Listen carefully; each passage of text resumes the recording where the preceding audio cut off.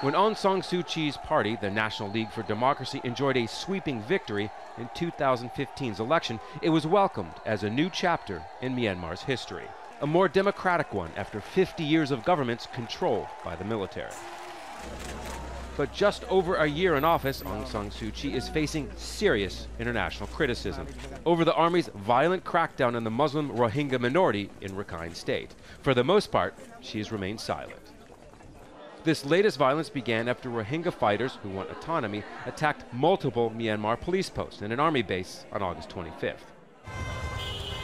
Since then, 400,000 Rohingya have fled across the border into Bangladesh. Amnesty International called it a scorched earth policy by the army. Dozens of Rohingya villages were burned to the ground.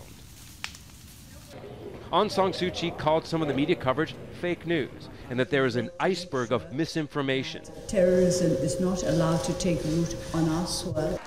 Disillusioned by her recent actions, some international observers feel she's not the same leader she was when fighting for democracy.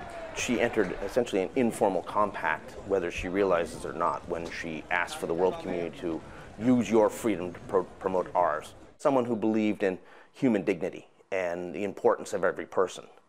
And I think that now has been a real major letdown for the world community, that perhaps she's not the person they thought she was.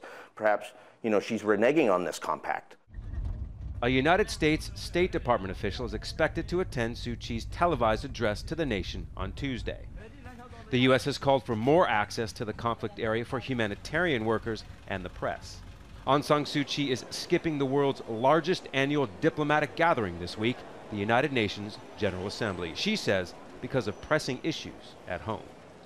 Many are eagerly anticipating her speech, hoping she'll finally break her silence and fully address the Rohingya crisis. But don't expect her to call them Rohingya. That's a term the government does not recognize. Scott Heidler, Al Jazeera.